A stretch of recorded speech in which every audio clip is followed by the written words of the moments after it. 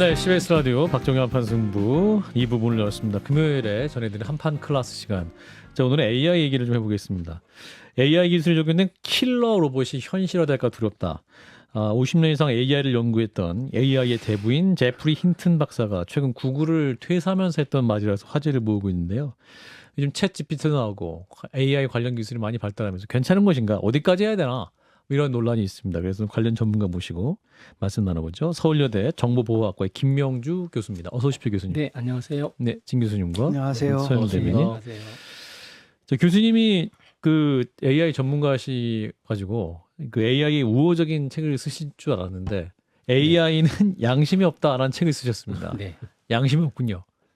그렇죠. 보통 사람한테 양심이 없다고 그러면 좀 비난하는 거잖아요. 저 사람 예. 양심이 없다. 그런데 예. 이거는 이제 비난이 아니라 팩트입니다. 교수님, AI는 양심, 가운데로. 예, 양심 자체가 없다라는 거고요. 그러다 보니까 AI한테 양심적인 어떤 판단을 기대하면 안 된다라는 이제 그런 이야기죠. 네. 어떤 의미에서 AI의 기술적인 면을 이용해야 되지만 위험성도 함께 인지해야 된다. 그렇죠. 그래서 그 AI의 위험성을 결국은 해결할 수 있는 방법은 사람들의 양심.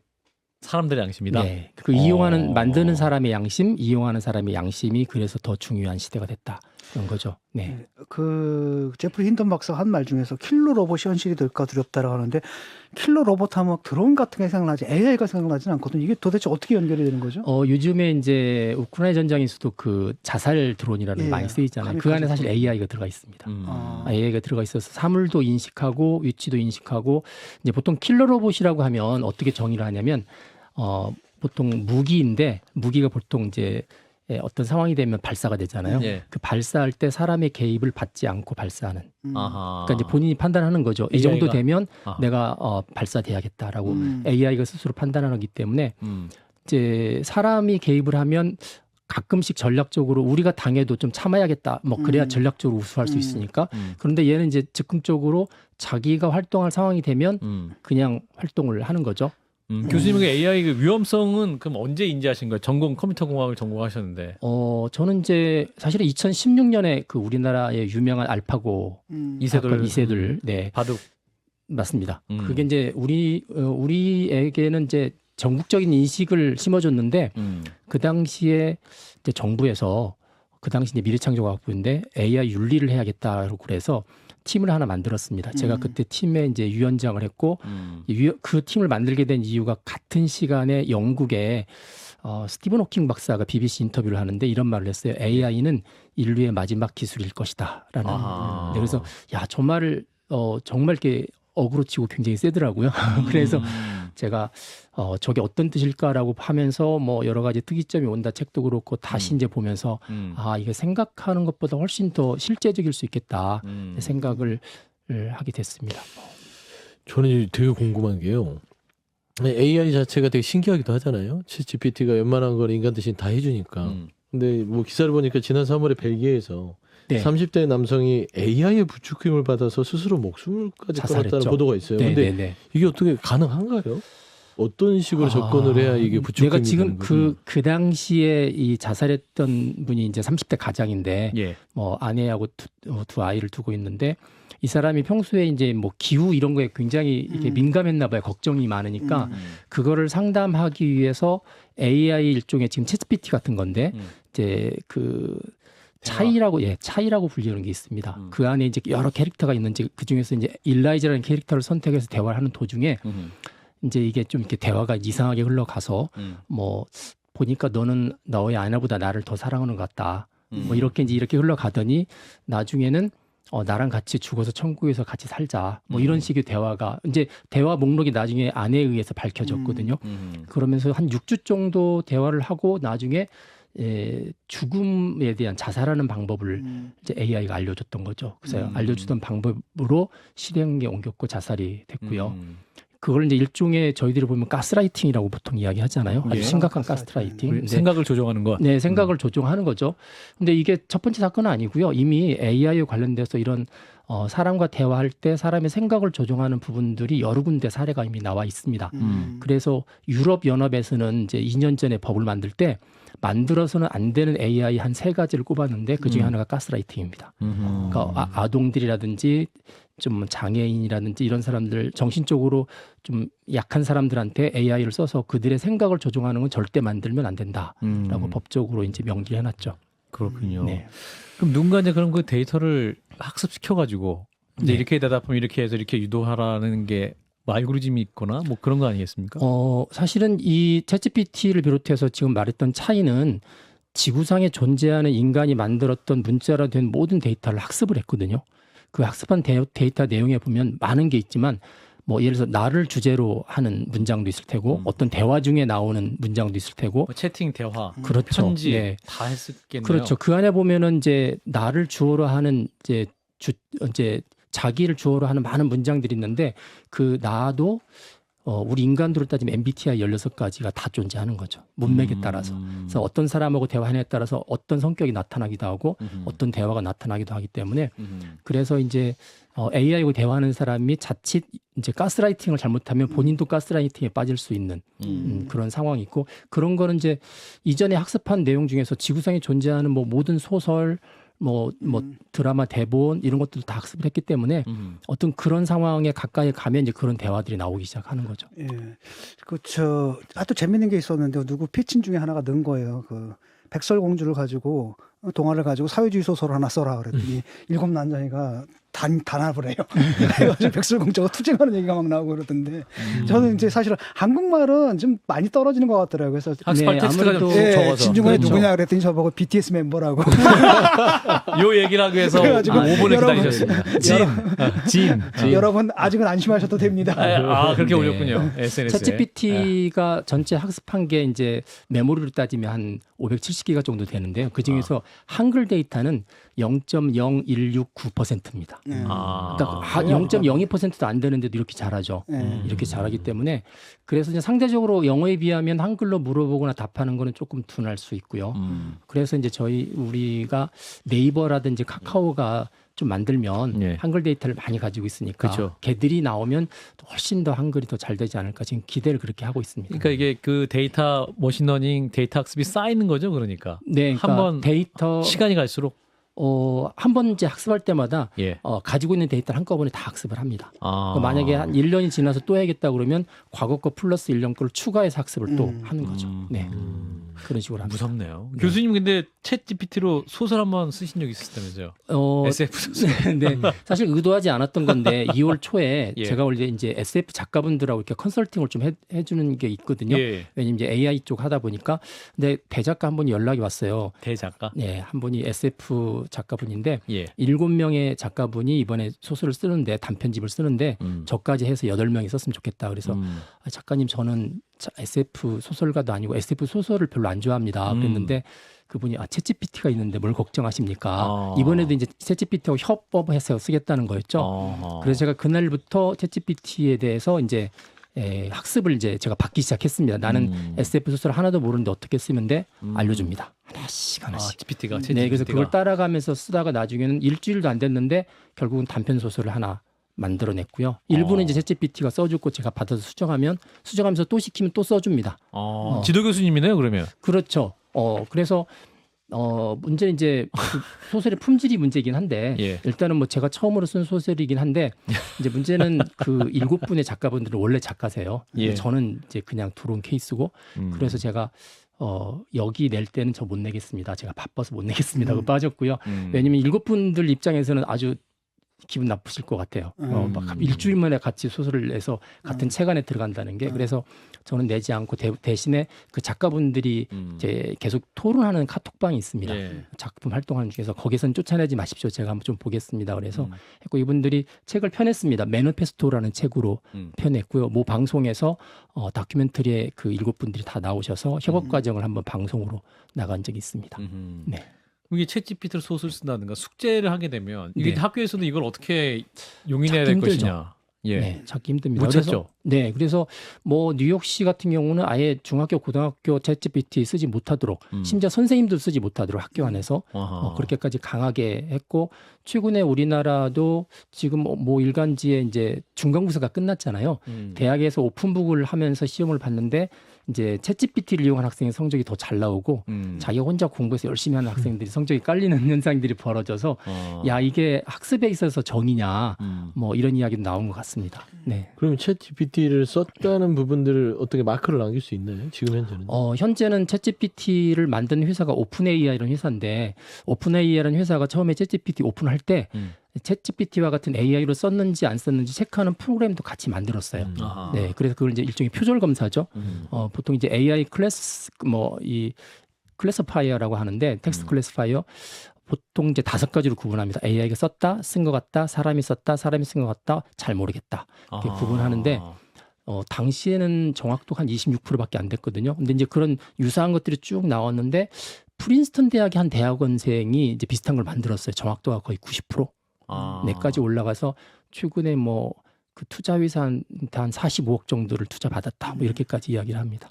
네. 그러니까 교육에도 혁명이 일어난 거네요. 기존 교육은 그렇죠. 그거를 교육 과정에 끌어들여야 되느냐 아니면 배척하느냐의 문제거든요. 그러니까. 왜냐하면 언젠가는 어차피 AI랑 같이 살아간다라고 한다면 지금부터 그것과 다뤄가지고 쉽게 네. 말하면 AI와 협업을 통해서 작품을 만들거나 아니 장문을 하거나 이런 것들이 당연한 세상이 올 테니까 그렇죠. 애초에 지금부터 그 훈련을 시켜야 된다 이런 입장과 그렇죠. 그러다 보면 사실은 완전 의존하게 되니까 인간의 능력 자체가 떨어져서 맞습니다. 이거 가지고 좀 싸우는 것 같아요. 네. 어느 쪽으로 뭐 교육기관에서는 학습을 해야 되는 학생들이 학습을 안 하고 하고. AI를 활용하는 거는 교육 목적이 맞지 않다. 그래서 이제 그 목적 때문에 못 쓰게 하는 거고요. 또 하나는 학습 목적으로만 얘를 쓰는 게 아니라 어차피 접근하는 방법은 하나니까 다른 목적으로 청소년들이 접할 경우는 대단히 위험해요. 다른 목적? 예를 목적이라 하면 뭐 예를 들면 뭐 해킹 코드, 음란물, 음란한 대화, 뭐 무기 만드는 법, 사기치는 법 이런 것들이 막 다 있습니다. 그러니까 인간의 지식이 할 수 있는 어두운 면도 다 그 안에 들어가 있는 거죠. 그래서 지금 우리나라에서 육개원 열풍이 불면서 하나 놓치고 있는데 그게 뭐냐면 이게 이용자 제한이 있습니다. 원래 미성년자는 못 쓰게 돼 있거든요. 그러니까 13세 이하는 챗GPT 같은 경우 13세 이하 사용 금지고 18세 이하는 부모 승인안에 쓰도록 돼 있고요. 최근에 구글이 바드를 낼 때는 18세 이하도 부모 승인을 받아도 못 쓴다. 이렇게 해놨습니다. 그 이야기 뭐냐면 그만큼 위험한 컨텐츠들을 같이 가지고 있기 때문에 얘가 영어 공부하는지 아니면 다른 거 하는지 컨트롤이 안 되잖아요. 그렇죠. 네, 지금 그런 상황입니다. 좀 갑자기 궁금해지는 게요. 그러니까 이제 유럽연합에서는 이제 뭐 3가지를 규제했잖아요. 사용하지 못해 가스라이팅 아까 한번 교수님 얘기하셨는데 되게 이제 사람들의 욕망이 있다는 부분들이 이제 확률 게임이라는 사행성 이런 부분도 이 챗GPT나 AI가 관여할 수 있는 건가요? 네, 충분히 뭐 시험 문제도 내기 때문에 게임도 할 수 있고요. 뭐 그 게임이라는 거가 건전한 것도 있지만 건전하지 않은 것도 만들 수 있는 맞추는 거고. 거죠. 그러니까 도박이라는 것은 챗 GPT를 활용해서 어차피 확률이니까 네. 이거를 뭐 걸 때 그거를 확률 게임에서 로또 번호 아니 그러니까 왜 그러냐면 이런 그런 분 것들에 계세요. 단순하게 뭐 네. 생각할 수 있을 것 같아서. 근데 뭐 로또 이번 주에 번호 하나 줄래? 뭐 이렇게. 그렇죠. 네, 네. 그렇게 물어봐서 하시는 경우도 야, 있습니다. 영화판 물론. 괜찮겠다. AI가 가르쳐주는 로또 번호. 그러니까요. 근데 교수님은 이제 주변에 챗GPT로 글 쓰는 분들에게 경고하신다면서요? 왜 그렇습니까? 제가 왜 그러냐면은요. 예. 그러니까 일단 챗GPT를 쓴 다음에 이걸 챗GPT로 썼습니다. 이렇게 하면 되잖아요. 출처를 근데 밝히듯. 출처를 안 밝히고 내가 썼습니다. 이러신 분이 계세요. 자기 글인데 안에 보면 챗GPT가 쓴 거. 그래서 이런 분들이 계시는데 왜냐면 이제 이게 챗GPT도 저는 크게 보면 하나의 작가라고 생각하거든요. 얘가 글을 그렇죠. 만들어내는 스타일이 있기 때문에 예. 나중에 보면 이게 챗GPT 스타일인지 아닌지가 분별이 됩니다. 지금도 아까 그 표절 시비를 체크할 수 있는 프로그램이 있다는 것처럼. 예. 그러니까 나중에 본인 글이라고 했는데 몇 년 지난 다음에 보니까 이거 챗GPT가 쓴 거라고 체크가 되면 그분은 이제 교육부 장관 못 하시는 거죠. 네.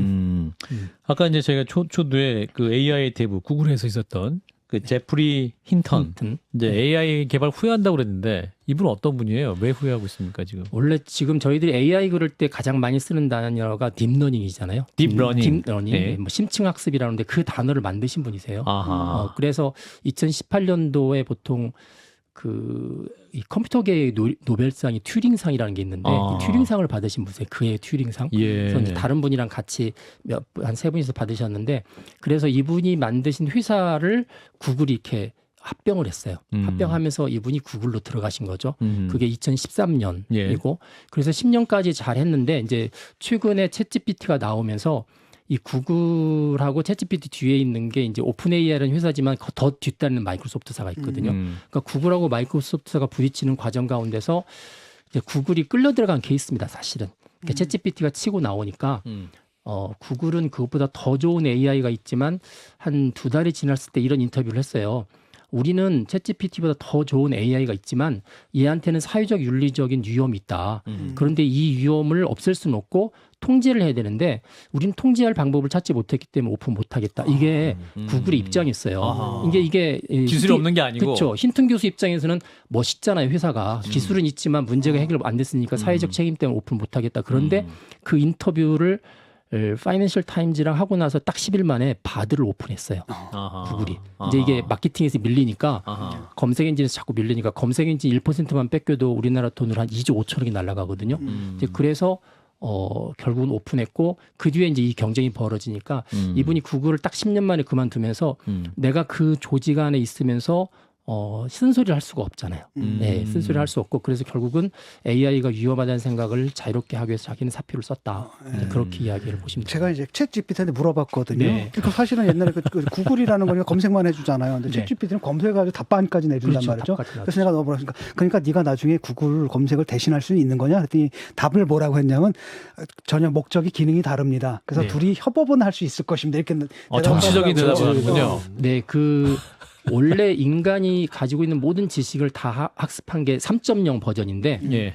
이거를 무조건 다 접근한 문제가 생기잖아요. 그래서 얘를 교육을 시켰어요. 예. 이렇게 다 이런 질문이 들어오면 이렇게 대답을 하고 약간 정치적으로 대답을 하고 아하. 뭐 물어보면 저는 AI라 감정을 말할 수 없습니다. 이거 다 교육시킨 겁니다. 교육시켰어요. 교육시킨 게 3.5입니다. 3.5고 3.5. 네. 뚫기가 힘들더라고요. 걔가 네, 계속 네. 물어봤거든요. 너 이럴 때 열받지 않냐? 근데 저는 감정이 없습니다. 근데 네. 너도 잘하는 게 있을 거 아니냐? 근데 없습니다. 그래요. 그래서 네. 나한테 없다라고 해야지 너 거짓말하는 거지. 근데 아닙니다. 진짜 없습니다. 우리는 프로그램에 불과합니다. 계속 그렇게 대답이 나오더라고요. 그래서 3.5에서 대화를 하다가 이제 일종의 이제 대화의 기술이죠.